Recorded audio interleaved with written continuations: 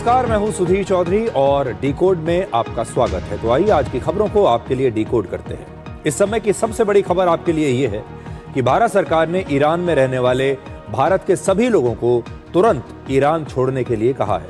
America ने अपनी आधी वायुसेना मिडिल ईस्ट में इस समय तैनात कर दी है और युद्ध कभी भी शुरू हो सकता है, ऐसी आशंका जताई जा रही है। इस बीच ईरान के सुप्रीम लीडर आयतुल्लाह अली खamenei ने अपना उत्तराधिकारी तय कर दिया है। इसके बाद आपको दिखाएंगे कि कैसे दुनिया के सबसे बड़े ड्रग माफिया एल मेंचो के एनकाउंटर के बाद मैक्सिको में गृह युद्ध जैसी स्थिति बन गई है। 59 वर्ष के एल मेंचो का ड्रग्स का साम्राज्य पूरे अमेरिका में फैला हुआ था और उस पर 136 करोड़ रुपए का इनाम था। आज हम मैक्सिको में ड्रग माफिया के इतिहास को आपके लिए डिकोड करेंगे और आपको यह भी बताएंगे कि कैसे ये ड्रग कार्टल्स वहां अपनी एक समानांतर सरकार चला रहे हैं। और आखिर में आपको जापान के एक नन्हे बंदर पंचकुन की कहानी सुनाएंगे, जिसके बारे में चारों तरफ चर्चा हो रही है और जिसने एक खिलौने में अपनी मां को खोज लिया। 7 महीने के इस बंदर ने दुनिया को दिखा दिया कि इंसान हो या जानवर, मां का स्पर्श सबके लिए कितना जरूरी है। लेकिन इस समय की सबसे बड़ी खबर यह है कि भारत सरकार ने ईरान में रहने वाले सभी भारतीयों को तुरंत ईरान छोड़ने के लिए कहा है। भारत सरकार ने अपनी एडवाइजरी में लिखा है कि भारत के लोग किसी भी तरह से तुरंत इसी समय ईरान छोड़ दें। इससे यह पता चलता है कि ईरान में कुछ बड़ा होने वाला है। इस समय ईरान में लगभग 10,000 से ज्यादा भारत के लोग रहते हैं और भारत सरकार ने इनकी मदद के लिए कुछ हेल्पलाइन नंबर्स भी जारी किए हैं, जो इस समय आपकी स्क्रीन पर हैं। अगर आपका कोई जानने वाला ईरान में रहता है, आपका परिवार का कोई सदस्य ईरान में रहता है, तो ईरान में भारतीय दूतावास के जो हेल्पलाइन नंबर हैं, ये आप या तो नोट कर लीजिए और या इनका एक स्क्रीनशॉट आप ले सकते हैं और फिर आपके जो भी जानने वाले हैं जो ईरान से कोई ना कोई संबंध रखते हैं, उन्हें आप भेज सकते हैं अगर उन्हें किसी मदद की आवश्यकता है तो भारत सरकार का यह कहना कि भारत के जितने भी लोग वहां पर मौजूद हैं वो तुरंत ईरान को छोड़ दें, ये अपने आप में एक बहुत बड़ा संकेत है कि ईरान में अब कुछ बड़ा होने वाला है। अमेरिका के एक थिंक टैंक के मुताबिक अमेरिका ने अपनी वायुसेना का लगभग 40 से 50% हिस्सा अब मिडिल ईस्ट में तैनात कर दिया। आप इसका मतलब समझिए कि अमेरिका की आधी एयरफोर्स इस समय मिडिल ईस्ट में तैनात है। अमेरिका की तैयारी वर्ष 1991 और वर्ष 2003 के इराक के युद्ध से भी कहीं ज्यादा बड़ी है इस बार, और यह तैयारी लगातार बढ़ रही है। उनके सैनिकों की संख्या, उनके युद्धपोतों की संख्या, उनके हथियारों की संख्या, उनके फाइटर जेट्स की संख्या लगातार बढ़ रही है और इससे यही संकेत मिल रहा है कि अमेरिका ईरान के खिलाफ लंबे समय तक युद्ध लड़ने की तैयारी कर रहा है। इससे पहले पिछले साल जून में अमेरिका ने ईरान के 3 न्यूक्लियर साइट्स पर सिर्फ एक बार हवाई हमला किया था और मिडिल ईस्ट में अमेरिका के लगभग 250 से ज्यादा एडवांस्ड F-35 और F-16 जैसे फाइटर जेट्स इस समय तैनात कर दिए गए हैं और इनके साथ ही अवाक्स एयरक्राफ्ट भी हैं जो अपने रेडार से आसमान में दूर तक निगरानी कर सकते हैं।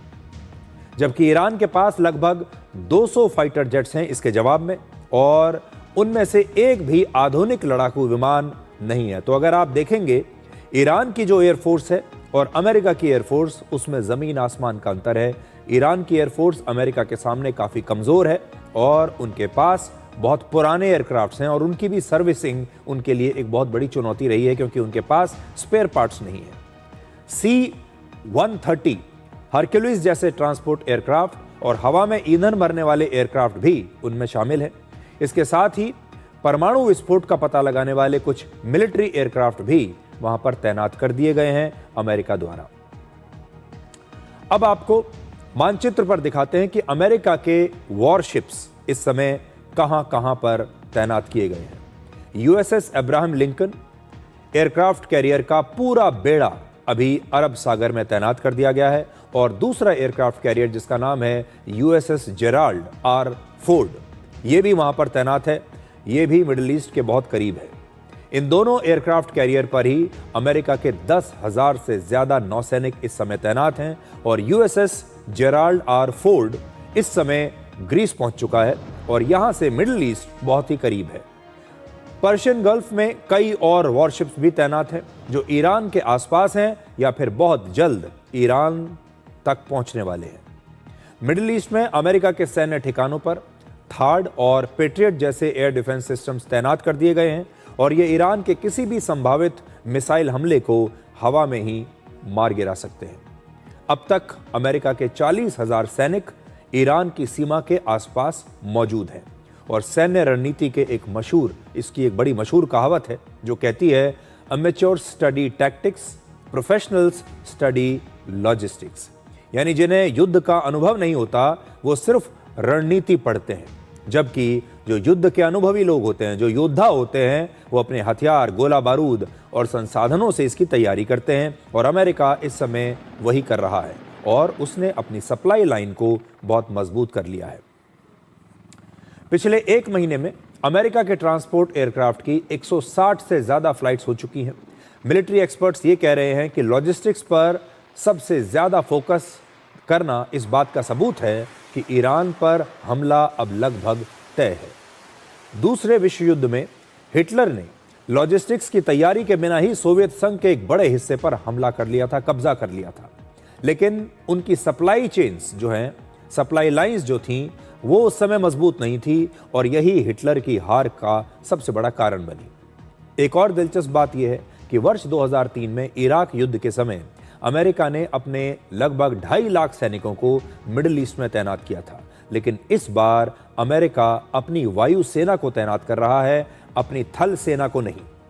इससे यह पता चलता है कि पिछले 23 वर्षों में युद्ध का तरीका बदल चुका है और अमेरिका इस बार एक अलग रणनीति पर काम कर रहा है। इस बार अमेरिका ईरान पर मुख्य रूप से हवाई हमले शायद करेगा और एक बड़ा उसका कारण यह है कि इससे पहले जब जब अमेरिका ने जमीन पर कोई युद्ध लड़ा है, चाहे वो अफगानिस्तान हो, चाहे वो वियतनाम हो और चाहे इराक हो, हर बार अमेरिका की जो फौज है वो उतना अच्छा प्रदर्शन नहीं कर पाई।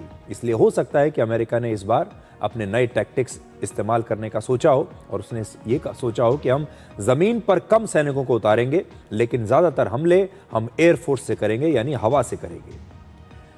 आज अमेरिका के राष्ट्रपति डोनाल्ड ट्रंप के विशेष दूत ने यह कहा है कि वो हैरान है कि मिडिल ईस्ट में अमेरिका की जबरदस्त सैन्य ताकत होने के बावजूद भी ईरान ने अब तक ये क्यों नहीं कहा कि वो परमाणु बम बनाना नहीं चाहता। और दूसरी तरफ ईरान के विदेश मंत्रालय ने कहा है कि चाहे अमेरिका का हमला छोटा हो या बड़ा, ईरान इसे अपने खिलाफ युद्ध मानेगा और फिर इसका करारा जवाब देगा। यानी ईरान भी झुकने को तैयार नहीं है, बावजूद इसके कि अमेरिका ने अपनी आधी एयरफोर्स ईरान के आसपास तैनात कर दी है। I don't want to use the word frustrated. It's almost because he understands he's got plenty of alternatives. But it's curious. He's curious as to why they haven't, I don't want to use the word capitulated, but why they haven't capitulated. Why under this sort of pressure with the amount of sea power, naval power that we have over there, why they haven't come to us and said, we profess that we don't want a weapon, so here's what we're prepared to do, and yet it's hard to sort of get them to that place. ما هیچ نفعی در ادامه دار شدن مذاکرات نداریم. مذاکره‌ای برای ما سودمند هست که منتج به نتیجه بشه. مردم ما در معرض فشارها و مشکلات ناشی از تحریم‌های ظالمانه‌ای هستند که به بهانه موضوع هسته‌ای علیه ایران بحث شده. بنابراین عقل و منطق و اخلاق حکم می‌کنه که ما هر چه زودتر بتوانیم برای دفع این تحریم ها اقدام بکنیم. America के शुरुआती हमले Iran के राजनीतिक और सैन्य नेतृत्व, Iran की सेना के मुख्यालय, न्यूक्लियर साइट्स और बैलिस्टिक मिसाइल साइट्स पर हो सकते हैं। इसीलिए अब ईरान के supreme leader Ayatollah Ali Khamenei ने अपने 3 उत्तराधिकारी तय कर दिए हैं। एक नहीं 3। पहले हैं अली लारिजानी, जो खामेनेई के सबसे भरोसेमंद साथी रहे हैं। दूसरे उत्तराधिकारी उनके हैं मोहम्मद बाघेर, जो इस समय ईरान की संसद के अध्यक्ष हैं। और तीसरे हैं ईरान के पूर्व राष्ट्रपति हसन रूहानी। खामेनेई ने यह भी कहा है कि सेना के बड़े कमांडर और बड़े अधिकारी भी अपने अपने पद के लिए 4 संभावित उत्तराधिकारियों के नाम अभी से तय कर लें। यह तैयारी इसलिए की जा रही है ताकि युद्ध होने या फिर इनमें से किसी के मारे जाने के बाद भी ईरान की सत्ता और वहां की सेना का जो सिस्टम है वो पहले जैसा ही काम करता रहे। देखिए, ये अपने आप में एक बहुत बड़ा संकेत है कि वहां के सुप्रीम लीडर अब अपने उत्तराधिकारी तय कर रहे हैं कि मेरे बाद कौन आएगा, और अगर वो भी नहीं रहे तो उनके बाद कौन आएगा। इसलिए 3 उत्तराधिकारी खामनेई ने अपने तय कर दिए हैं। ये अपने आप में इस तरफ इशारा करता है कि ईरान अब बहुत बड़े स्तर पर इस युद्ध के बारे में सोच रहा है, तैयारी कर रहा है, और वो जानता है कि कुछ भी हो सकता है। और इसीलिए उन्होंने अपने सरकार के बड़े अधिकारियों को, अपनी सेना के बड़े अधिकारियों को भी कहा है कि वो भी अगर उन्हें कुछ हो जाता है तो अपने उत्तराधिकारी अभी से तय कर जाए। ईरान की सीमा पर अमेरिका की सेना तैनात है और दूसरी तरफ आज भी ईरान की राजधानी तेहरान सहित वहां के कई शहरों की यूनिवर्सिटीज में छात्रों ने विरोध प्रदर्शन किया है। इन छात्रों ने ईरान के सुप्रीम लीडर खामनेई के खिलाफ नारे लगाए और ईरान के निर्वासित नेता रजा पहलवी का समर्थन किया। ईरान की इस्लामिक रेवोल्यूशनरी गार्ड कोर की एक पैरामिलिट्री फोर्स ने तेहरान में प्रदर्शनकारी छात्रों के साथ मारपीट की और ये फोर्स सीधे ईरान के सुप्रीम लीडर खामनेई को रिपोर्ट करती है।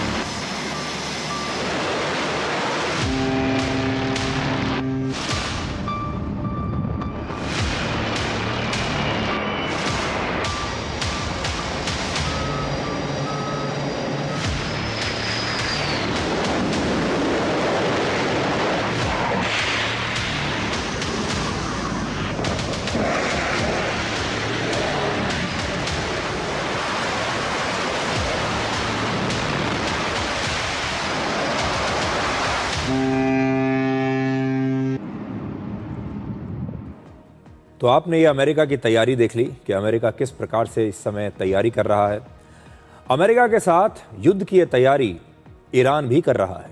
ईरान ने पिछले साल दिसंबर में रशिया के साथ 5,350 करोड़ रुपए में एक एडवांस्ड मिसाइल खरीदने की डील की थी और इस मिसाइल का नाम है वर्बा। और ईरान ऐसी 2,500 मिसाइल्स अब खरीद रहा है और ये एक शोल्डर फायर्ड मिसाइल है जिसे कोई भी सैनिक अपने कंधे पर रखकर आसमान में 6 किलोमीटर की दूरी तक किसी फाइटर जेट, हेलीकॉप्टर या ड्रोन को मार गिरा सकता है। लेकिन इस डील के मुताबिक ये मिसाइल वर्ष 2027 से ही ईरान को मिलेगी, जबकि इस मिसाइल की जो जरूरत है ईरान को वो अभी है, यानी 2026 में। और तो ईरान भी, जो भी उसके पास इस समय हथियार हैं, जैसी भी उसकी अपनी खुद की एयरफोर्स है और उसके जो मित्र देश हैं वो उसे क्या मदद कर सकते हैं, उसके मित्र देश हैं जैसे चीन, जैसे रशिया, वो क्या मदद कर सकते हैं, कौन कौन से हथियार इस समय दे सकते हैं, इन सारी बातों पर ईरान की सेना और सरकार इस समय चर्चा जरूर अपने मित्र देशों से कर रही होगी।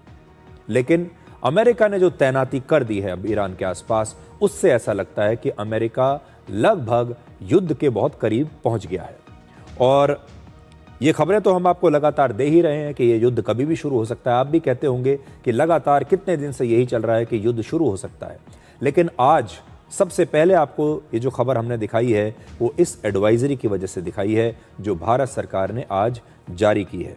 और अगर आप इसे ध्यान से देखेंगे तो मैं इसे आपको पढ़कर बताता हूँ। ये एडवाइजरी कहती है कि ईरान में जो भी छात्र या पिलग्रिम्स या बिजनेस को लेकर या पर्यटक भारत के इस समय हैं, उन्हें ये सुझाव दिया जाता है कि वो ईरान को तुरंत, जो भी उनके पास साधन उपलब्ध हैं, तुरंत वो ईरान को छोड़ दें और कमर्शियल फ्लाइट्स वो ले लें, या उनके पास जो भी ट्रांसपोर्ट के साधन हैं, ये भारत के जो लोग हैं ये तुरंत ईरान को छोड़ें।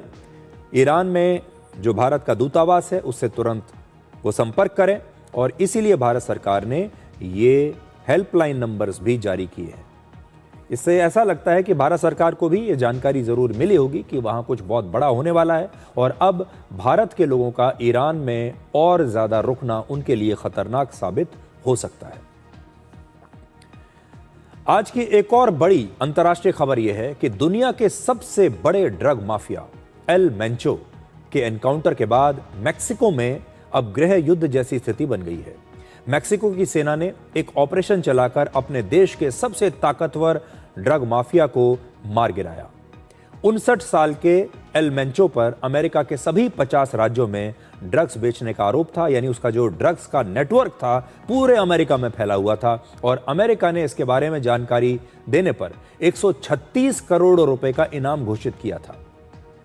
22 फरवरी को मेक्सिको की सेना के साथ एक एनकाउंटर में एल मेंचो की मौत हो गई और अमेरिका की खुफिया जानकारी के आधार पर ही यह ऑपरेशन मेक्सिको में चलाया गया था। यानी अमेरिका की मदद से ही इस मोस्ट वांटेड अपराधी को मारा गया। एल मेंचो की मौत के कुछ ही घंटों के बाद उसके समर्थकों ने बदला लेने के लिए पूरे मेक्सिको में जमकर हिंसा की है।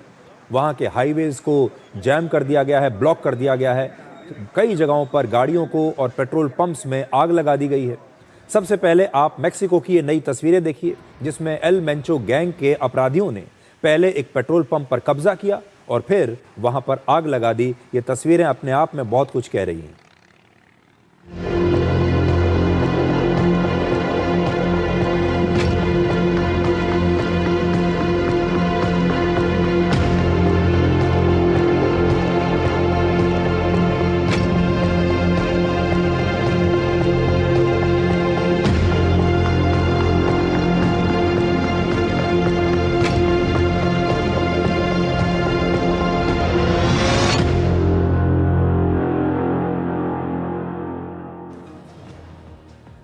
मेक्सिको के अलग अलग शहरों में इस समय एक गृह युद्ध जैसी स्थिति उत्पन्न हो गई है, जहां एल मेंचो गैंग ने सड़क पर चल रही एक कार को रोका, फिर उसमें आग लगा दी और इस गैंग ने खुद ही इन हमलों का वीडियो बनाकर उसे सोशल मीडिया पर शेयर किया है ताकि लोगों में डर और ज्यादा पैदा हो जाए, लोगों में डर बढ़ जाए। अब उसके जो गैंग के लोग हैं वो कैसे सड़कों पर हिंसा कर रहे हैं, गाड़ियों को रोकते हैं, उसके बाद उनमें आग लगा देते हैं, फिर उसका वीडियो शूट करते हैं और फिर उसे सोशल मीडिया पर डाल देते हैं ताकि मेक्सिको के जितने लोग हैं वो डर जाएं। आप भी देखिए।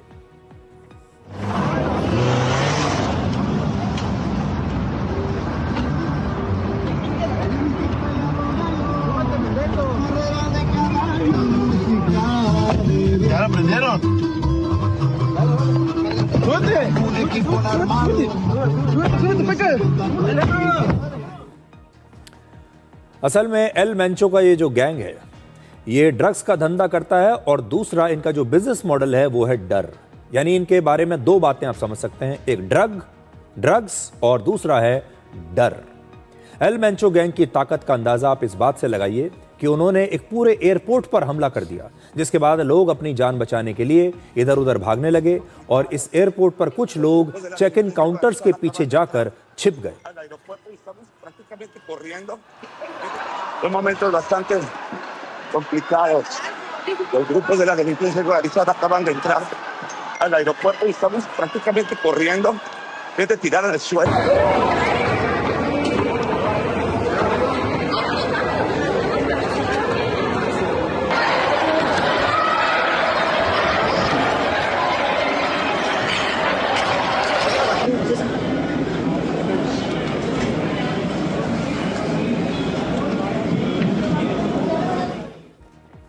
मेक्सिको के 31 राज्यों में से 20 राज्यों में कई जगहों पर सरेआम बसों और ट्रकों में आग लगाकर सड़कों को पूरी तरीके से बंद कर दिया गया है।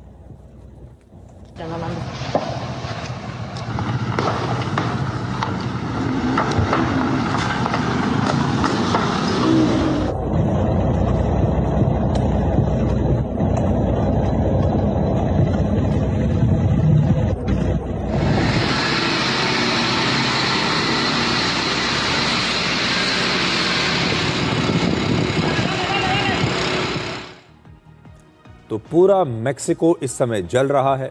गृह युद्ध जैसे हालात पैदा हो गए हैं। और क्यों हो गए हैं? क्योंकि एल मेंचो मारा गया है।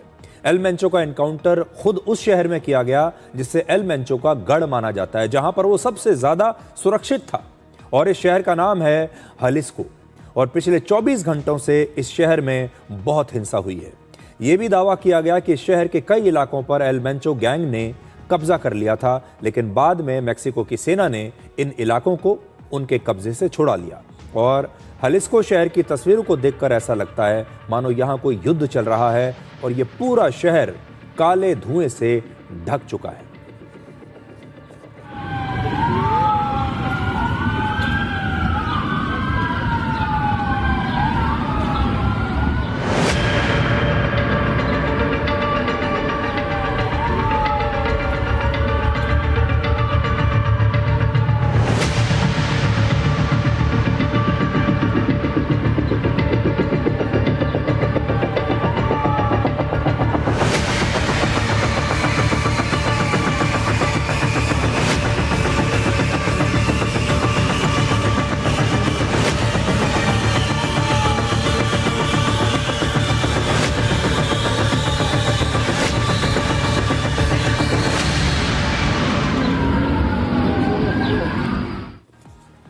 तो एल मेंचो को खत्म करने के लिए मेक्सिको की आर्मी, एयरफोर्स और स्पेशल फोर्स के 2500 जवानों ने मिलकर यह ऑपरेशन लॉन्च किया था। और अमेरिका ने इस ड्रग माफिया को खत्म करने के लिए पिछले महीने ही एक स्पेशल टास्क फोर्स बनाई थी, जिसमें अमेरिका की कई खुफिया एजेंसियां और सुरक्षा एजेंसियां भी शामिल थी। और इसी टास्क फोर्स ने एल मेंचो की सटीक लोकेशन की पूरी जानकारी मेक्सिको को दे दी।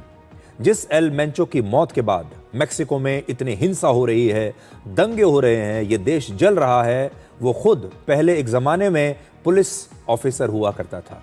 यानी इसने सिस्टम के अंदर रहकर अपराध की दुनिया तक का सफर तय किया। 1990 के दशक से इसने ड्रग्स की तस्करी शुरू की। फिर 1994 में ड्रग्स की तस्करी के आरोप में एल मेंचो को अमेरिका में 3 साल की सजा सुनाई गई। अमेरिका से यह सजा काटकर वापस आने के बाद वर्ष 2007 में इसने मेक्सिको में अपना एक बहुत बड़ा गैंग बनाया, जिसका नाम है हलिस्को न्यू जनरेशन कार्टेल, जिसे CJNG भी कहते हैं। और कुछ ही वर्षों के बाद यह मेक्सिको का सबसे ताकतवर और हिंसक गैंग बन गया, और पैसे वाला तो था ही। इस समय पूरे अमेरिका में कोकीन सहित दूसरी ड्रग्स की सप्लाई यही गैंग करता है, और दुनिया के 40 से ज्यादा देशों में यह गैंग ऑपरेट करता है। इसीलिए अमेरिका ने वर्ष 2018 में एल मेंचो पर 90 करोड़ रुपए का इनाम रखा था, और 2024 में इसे बढ़ाकर 136 करोड़ कर दिया गया। दिलचस्प बात यह है कि मेक्सिको में एल मेंचो जैसे गैंग्स की सत्ता अक्सर उनके परिवार के अंदर रहती है, यानी यहां भी परिवारवाद है। एक ही परिवार इस गैंग को ऑपरेट करता है।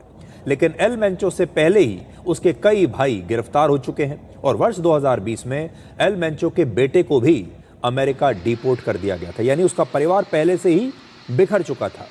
इस समय एल मेंचो की पत्नी इस गैंग की नई लीडर बनने की कोशिश कर सकती है, क्योंकि अब एल मेंचो नहीं है, एल मेंचो का बेटा भी नहीं है और भाई भी नहीं है।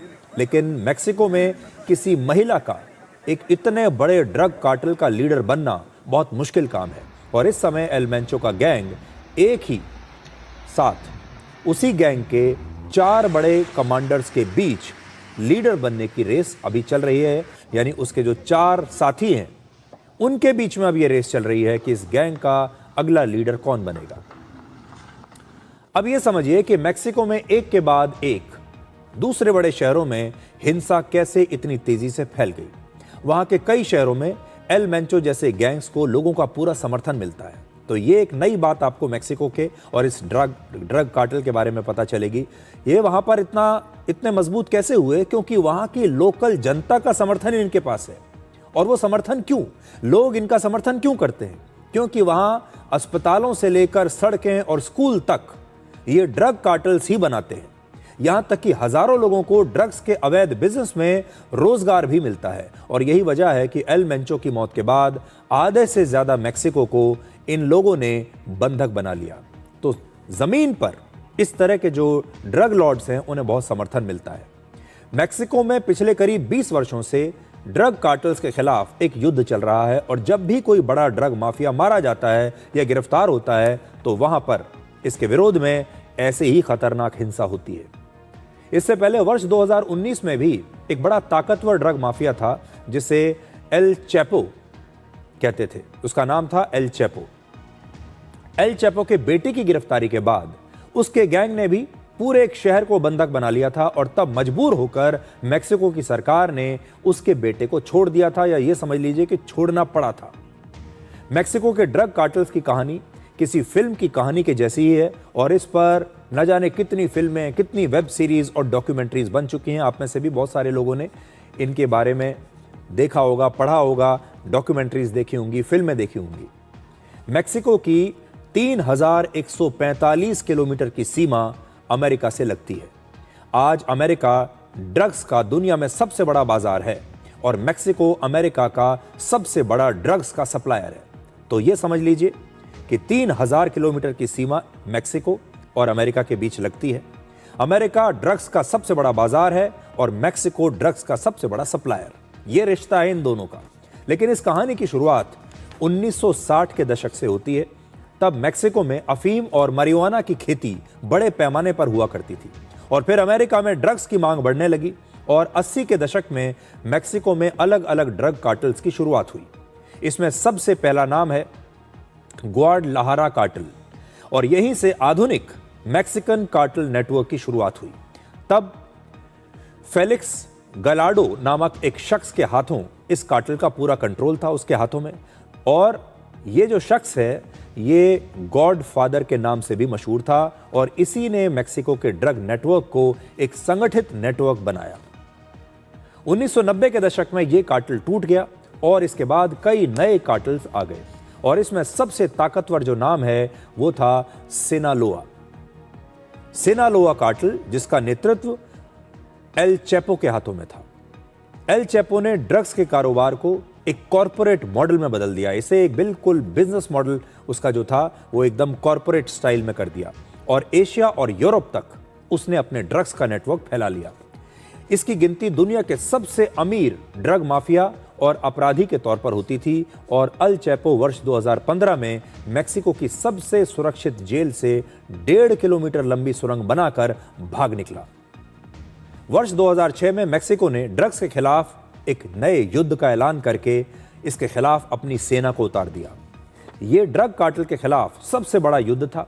इसमें हजारों गिरफ्तारियां हुई लेकिन हिंसा भी कई गुना बढ़ गई और ऐसा दावा किया जाता है कि इस युद्ध में करीब 3 लाख लोग मारे जा चुके हैं। लेकिन इसके बाद भी मेक्सिको में ड्रग कार्टल्स की ताकत कम नहीं हुई, ड्रग्स का व्यापार कम नहीं हुआ। वर्ष 2011 में एल मेंचो ने इस कार्टल में पैरामिलिट्री स्टाइल में एक अपनी ही एक पैरेलल सेना बना ली और उसकी सेना में बख्तरबंद गाड़ियां, बड़े बड़े मॉडर्न घातक हथियार, ड्रोन्स और लेटेस्ट टेक्नोलॉजी का इस्तेमाल शुरू हो गया और दूसरे गैंग्स को उन्होंने इसी टेक्नोलॉजी, इन हथियारों के दम पर, इस अपनी पैरेलल आर्मी के दम पर उसने दूसरे कार्टल्स को खत्म कर दिया। यानी आप समझ लीजिए कि उसने अपनी खुद की सेना बना ली। अमेरिका पिछले 55 वर्षों से यानी वर्ष 1971 से ही वॉर ऑन ड्रग्स के खिलाफ युद्ध लड़ रहा है। यानी एक वॉर ऑन ड्रग्स उसने छेड़ रखा है और यह अमेरिका का सबसे लंबे वक्त तक चलने वाला युद्ध है। यहां पर हैरानी की बात यह है कि अमेरिका अपने आप को सुपर पावर कहता है और अमेरिका के पास सारे संसाधन हैं, शक्तिशाली पुलिस है, शक्तिशाली सेना है, लेकिन इसके बावजूद भी अमेरिका अपने यहां से इन ड्रग कार्टल्स के कंट्रोल को तोड़ नहीं पाया।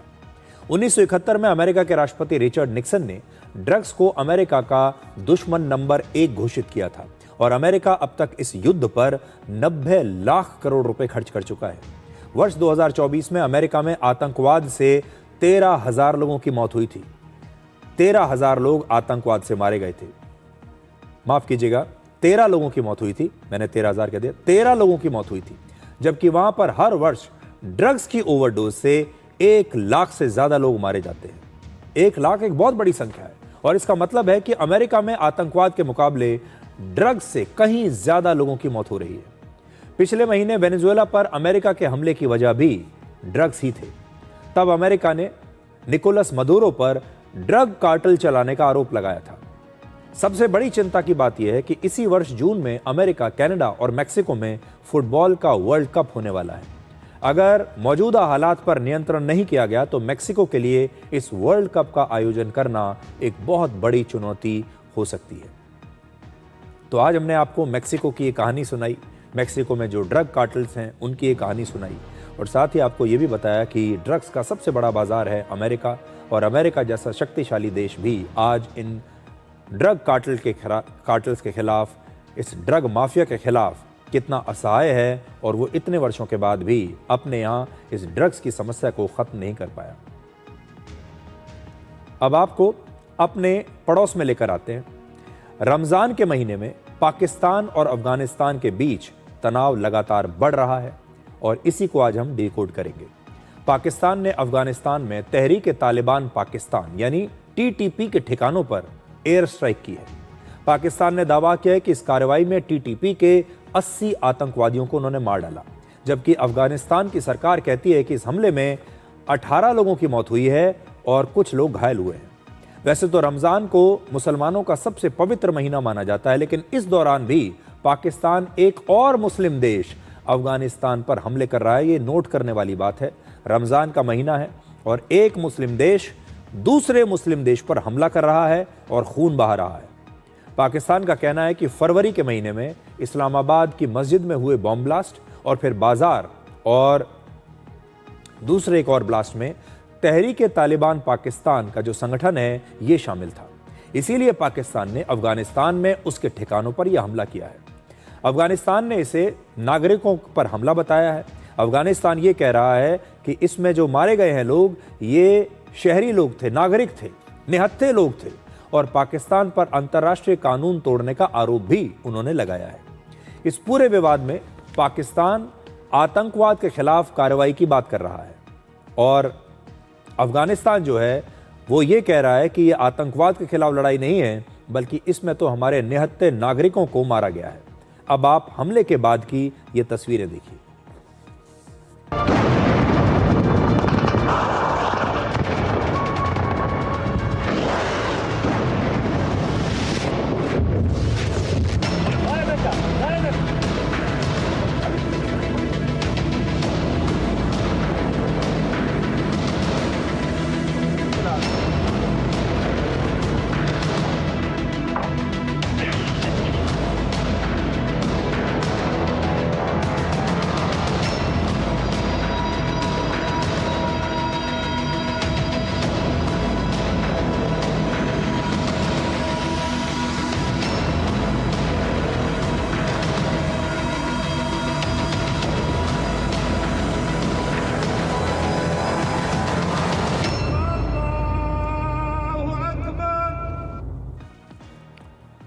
तो आप दिलचस्प बात यह है कि पाकिस्तान अब तक जो भारत के साथ करता रहा, और जब भारत ये कहता था कि वो आतंकवाद के खिलाफ जंग छेड़ रहा है, आतंकवादियों के खिलाफ भारत जब एक्शन लेता है, तो पाकिस्तान यही कहता है दुनिया को कि जो लोग मारे गए हैं ये आतंकवादी नहीं, ये तो शरीफ नागरिक हैं।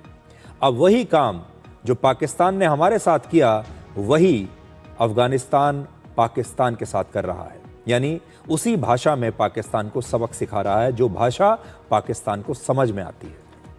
लेकिन अफगानिस्तान में भी कई समस्याएं हैं, इसलिए अब हम आपको वो खबर दिखा रहे हैं जो मध्यकाल के मुस्लिम राजाओं की बर्बरता की नहीं, बल्कि आज की कहानी है। ये कोई इतिहास की धूल में दबी कहानी नहीं है, ये 2026 के अफगानिस्तान का सच है, और आप सुनकर हैरान रह जाएंगे। अफगानिस्तान में एक नया कानून लागू किया गया है, और इस कानून के मुताबिक एक पति अपनी पत्नी को पीट सकता है, जितना चाहे पीट सकता है।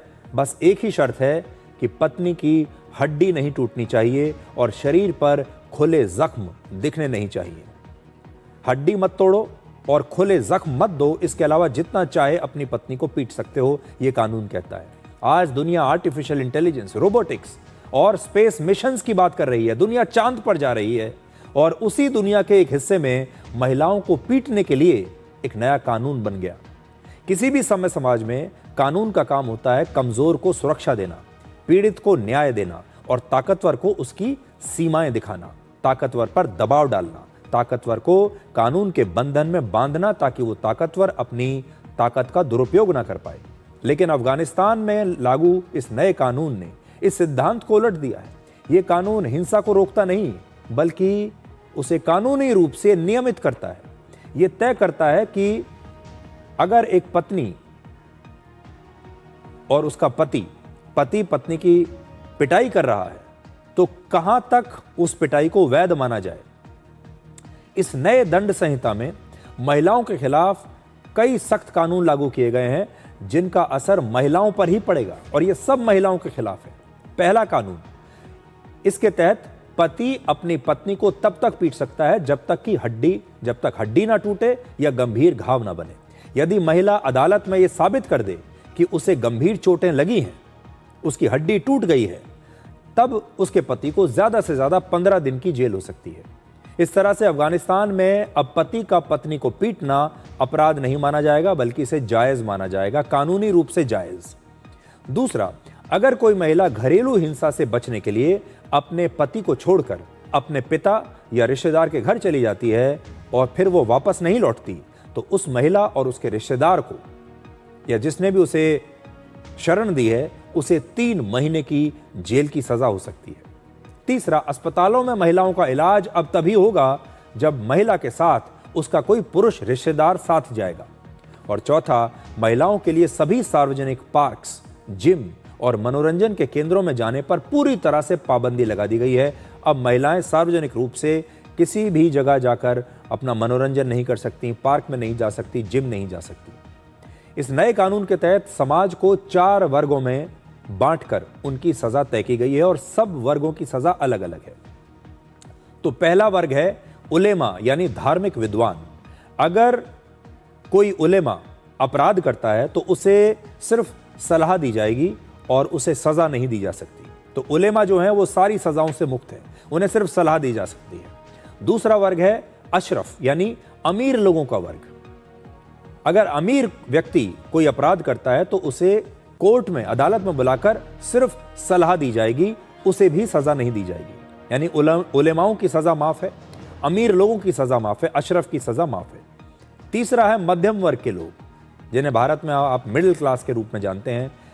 इन लोगों को सजा दी जा सकती है और इन्हें जेल भेजा जा सकता है। और चौथा है निचले वर्ग के लोग, जिन्हें अपराध के लिए जेल के साथ साथ कोड़े मारने जैसे शारीरिक दंड भी दिए जाएंगे। यानी अब लोगों को सजा अपराध के आधार पर नहीं बल्कि इस आधार पर दी जाएगी कि अपराध करने वाला व्यक्ति किस वर्ग का है। और महिलाओं को इसमें सबसे नीचे वाले वर्ग में रखा गया है। यानी महिलाओं को जेल की सजा भी हो सकती है और महिलाओं को कोड़े भी मारे जा सकते हैं। नए कानून में गुलाम शब्द का भी जिक्र किया गया है और गुलामी को सही बताया गया है। यानी एक तरह से अफगानिस्तान में महिलाओं की स्थिति एक गुलाम की तरह हो गई है। अफगानिस्तान में इस समय 2 करोड़ से ज्यादा महिलाएं रहती हैं। इनमें से सिर्फ 5% महिलाएं ही कोई काम करती हैं, बाकी की महिलाएं जो हैं वो कोई काम नहीं करती, 95%। 2021 में तालिबान के सत्ता में लौटने के बाद से महिलाओं के अधिकार लगातार कम किए जा रहे हैं। हाई स्कूल में लड़कियों के जाने पर रोक लगा दी गई है, नौकरियां करने पर पाबंदी लग गई और सार्वजनिक जगहों पर जाने के लिए भी अब महिलाओं पर कठोर नियम बना दिए गए हैं। पिछले 5 वर्षों में धीरे धीरे महिलाओं को घरों में कैद कर दिया गया है और अब उनकी आवाज को पूरी तरह से दबा दिया गया है।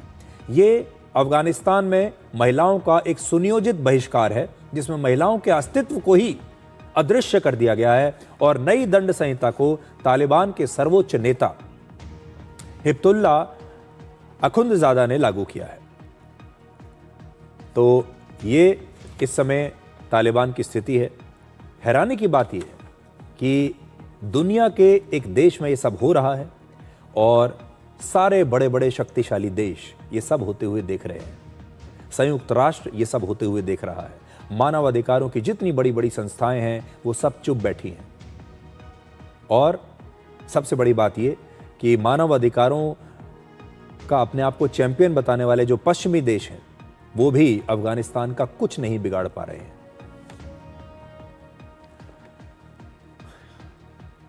ये तो अफगानिस्तान का शर्मनाक कानून था, लेकिन अब हम आपको दिखाने वाले हैं कांग्रेस के शर्मनाक विरोध प्रदर्शन के बारे में। आपको याद होगा दिल्ली में जो एआई सम्मेलन चल रहा था, इंडिया एआई इम्पैक्ट समिट, उसमें 20 फरवरी को कांग्रेस के कार्यकर्ताओं ने कुछ अश्लील और भद्दे विरोध प्रदर्शन किए थे, जिनकी पूरे देश में आलोचना हो रही है, क्योंकि पूरी दुनिया में भारत की इससे बदनामी हुई। प्रधानमंत्री मोदी कल मेरठ में थे और प्रधानमंत्री मोदी आमतौर पर इस प्रकार के बयान देते नहीं हैं, लेकिन कल बहुत गुस्से में थे, क्रोध में थे, बहुत आहत थे और उन्होंने मेरठ में कांग्रेस को एक आईना दिखाया। उनका यह बयान पहले आप सुनिए और फिर आपको बताते हैं कि आज क्या हुआ। ये जो एआई सम्मेलन हुआ, पूरा देश गर्व से भर गया, लेकिन कांग्रेस और इसके इकोसिस्टम ने क्या किया? साथियों, कांग्रेस ने भारत के एक वैश्विक आयोजन को अपनी गंदी और नंगी राजनीति का अखाड़ा बना दिया। समारोह स्थल पर विदेशी अतिथियों के सामने कांग्रेस के नेता कपड़े उतारकर पहुंच गए। मैं कांग्रेस वालों को पूछता हूं,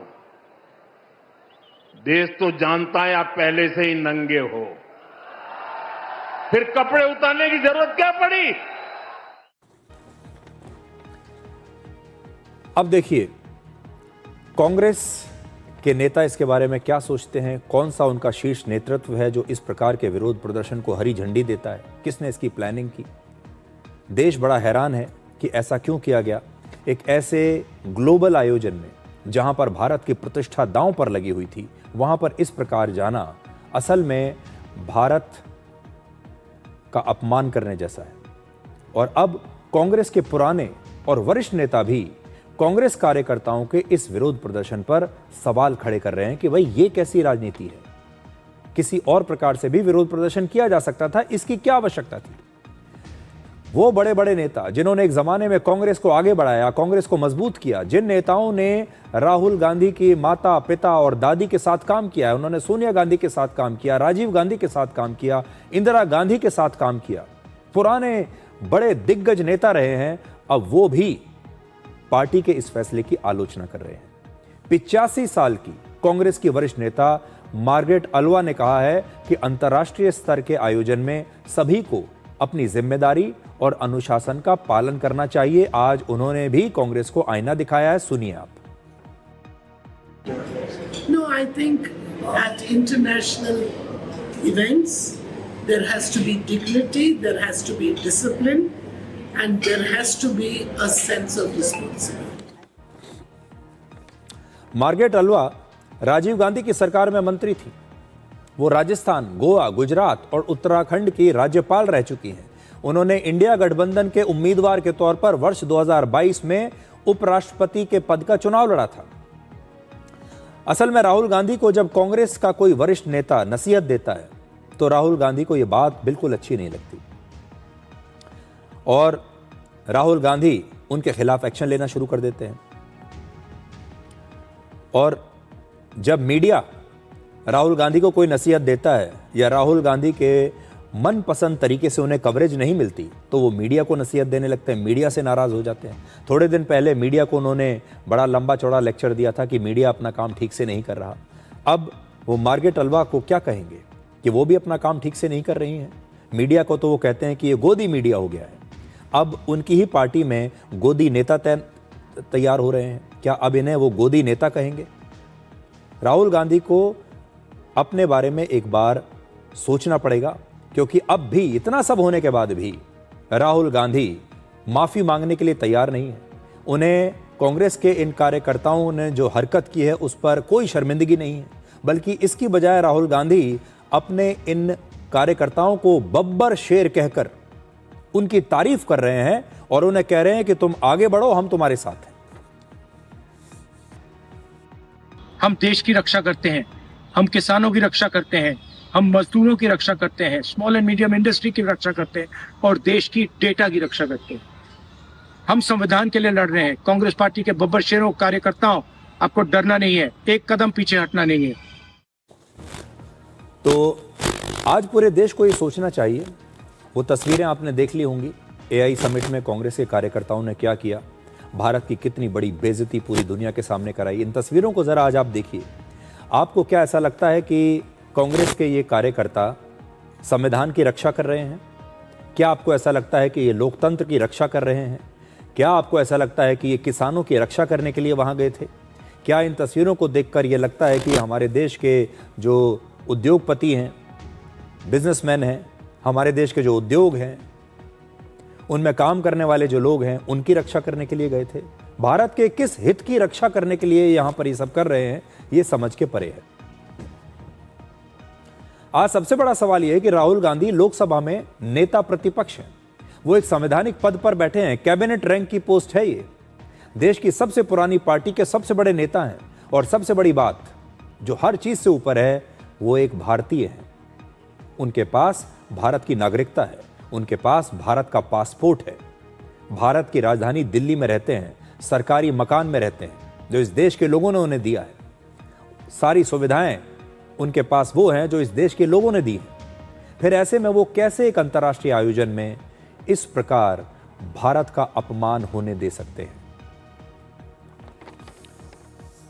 अब आपको एक इमोशनल कहानी सुनाते हैं।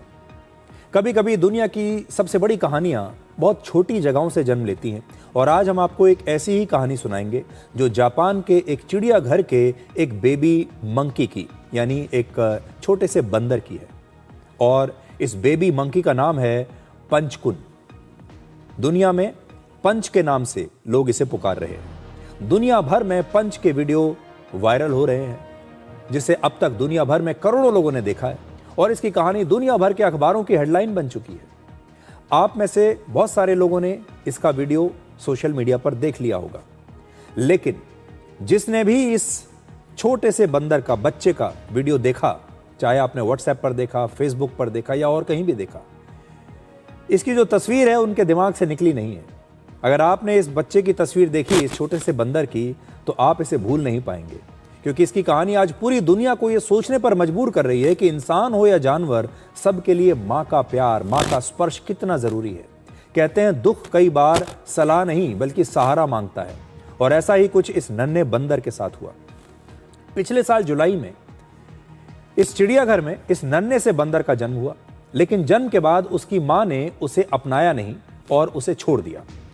जानवरों में ऐसा कभी कभी हो जाता है, और जब जानवर अपने बच्चों को, नन्हे बच्चों को छोड़ देते हैं, और इसके कई कारण होते हैं। जैसे कभी कभी माँ के अनुभव की कमी के कारण ऐसा हो जाता है, या फिर तनाव, गर्मी या बीमार होने की वजह से भी माँ को अपने नए बच्चे को संभालना कठिन लगता है और माँ अपने बच्चे को छोड़ देती है। इस नन्हे से बंदर के साथ भी ऐसा ही हुआ और इसकी माँ ने इसे अकेला छोड़ दिया। किसी भी बच्चे के लिए माँ के शरीर से चिपके रहना बहुत ज़रूरी होता है, क्योंकि इससे उसे भावनात्मक सुरक्षा मिलती है और जीवन के शुरुआती महत्वपूर्ण सबक उसे मिलते हैं। लेकिन पंच को ये प्यार, ये दुलार, माँ का ये स्पर्श, माँ की गोदी कुछ नहीं मिला। इस नन्हे बंदर को इसके आसपास के दूसरे बंदरों ने भी नहीं अपनाया।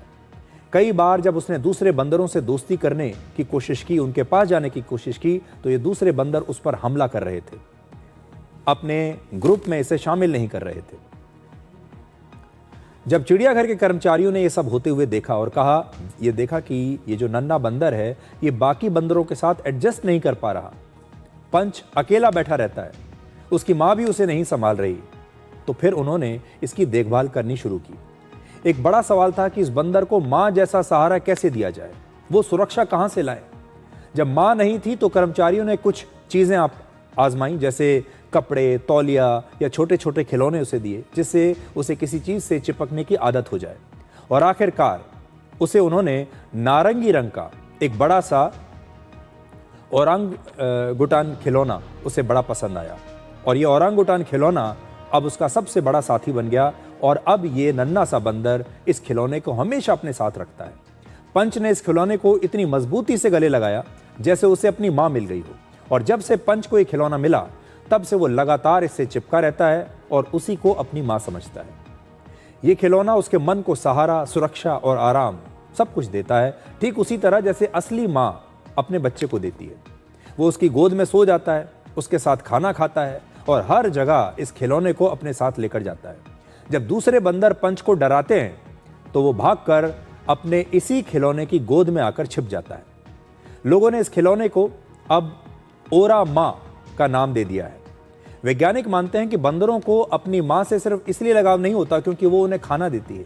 असली लगाव एक टच कंफर्ट यानी छूने और गले लगने से बनता है और ऐसा ही टच कंफर्ट इस नन्हे बंदर को इस खिलौने से मिल रहा है। इस तरह से पंच ने पिछले साल के करीब 6 महीने गुजार दिए। इस साल जनवरी से पंच को धीरे धीरे दूसरे बंदरों के साथ भी रहना सिखाया जा रहा है और अब दूसरे बंदरों के साथ भी उसकी दोस्ती धीरे धीरे हो रही है।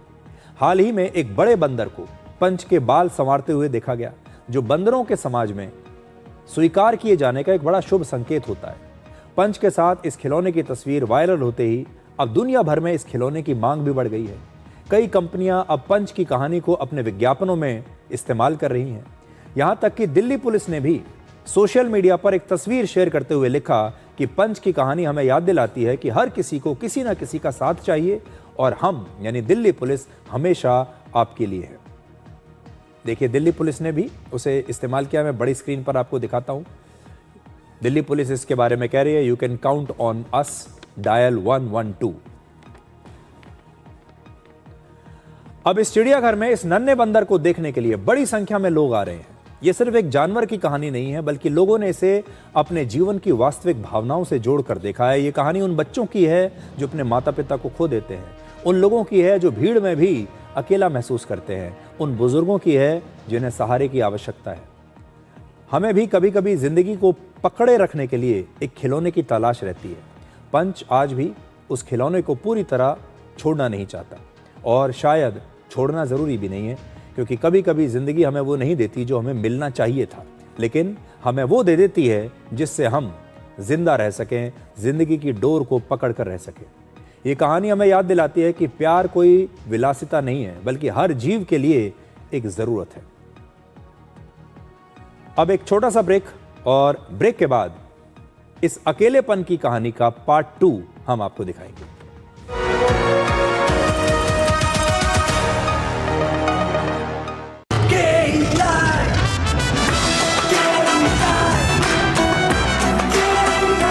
विकसित भारत का विकसित भारत। क्या तनाव आपके मानसिक और शारीरिक स्वास्थ्य पर बुरा असर डाल रहा है और आप समय प्रबंधन नहीं कर पा रहे? तनाव प्रबंधन के लिए टेलीमानस के 14416 पर संपर्क करें। हिंदुस्तान मिले हिंदुस्तान से, जय हो विजय हो, देश हो विदेश हो, जेके हो। देश का टायर जेके टायर। टेबल के ऊपर से जब भी खाते हैं दबा के खाते हैं। ये भाई साहब सब पचा देते, पर दिक्कत तो उन्हें आती है जो टेबल के नीचे से खाते। मुल्तानी पश्मीना, अपने हक का खाओ, सब कुछ पचाओ।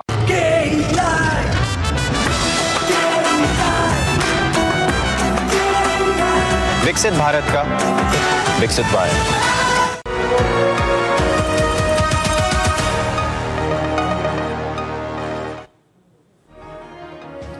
ब्रेक से पहले आपको एक नन्हे बंदर की कहानी दिखा रहे थे जो अकेला महसूस करता है, अपनी माँ को मिस करता है और अपने खिलौने से चिपका रहता है।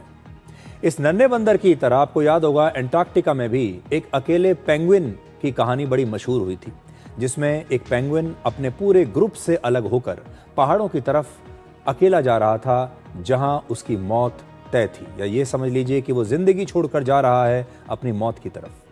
बंदर और पेंगुइन की इन दोनों कहानियों में एक शब्द बिल्कुल समान है और वो है अकेलापन। दोनों कहानियों से पता चलता है कि दुनिया में अकेलेपन जैसा जो है समस्या कोई और दूसरी नहीं है।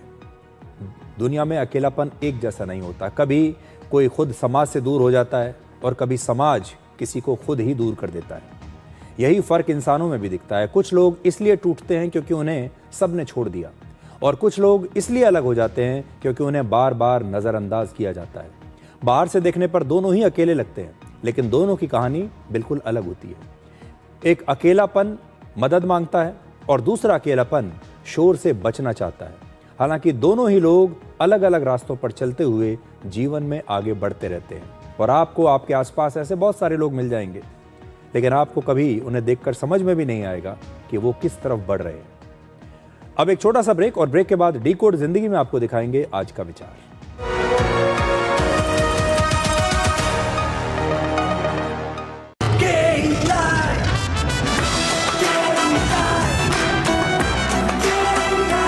विकसित भारत का विकसित भारत। गोल्डी मसाले के 100 ग्राम के स्पेशल पैक्स में फ्रेशनेस लॉक है। ऐसे गोल्डी मसाले जहां जाएं रिश्ते बनाएं।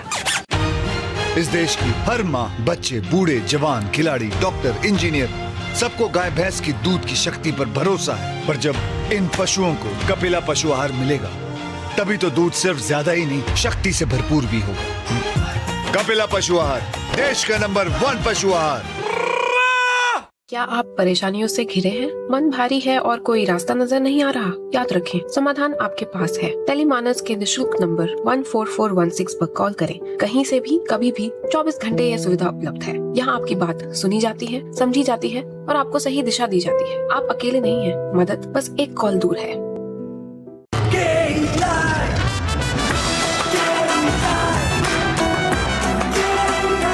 विकसित भारत का विकसित भारत।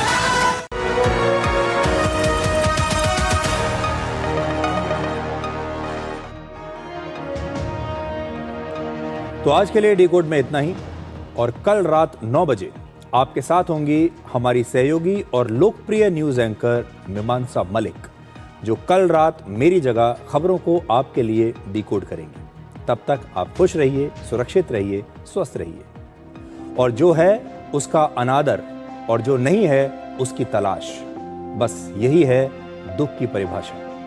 नमस्कार।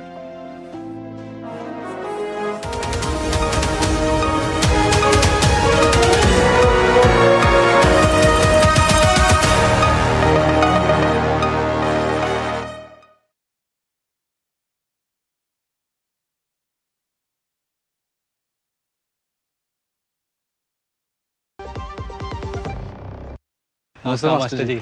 अरे करुण,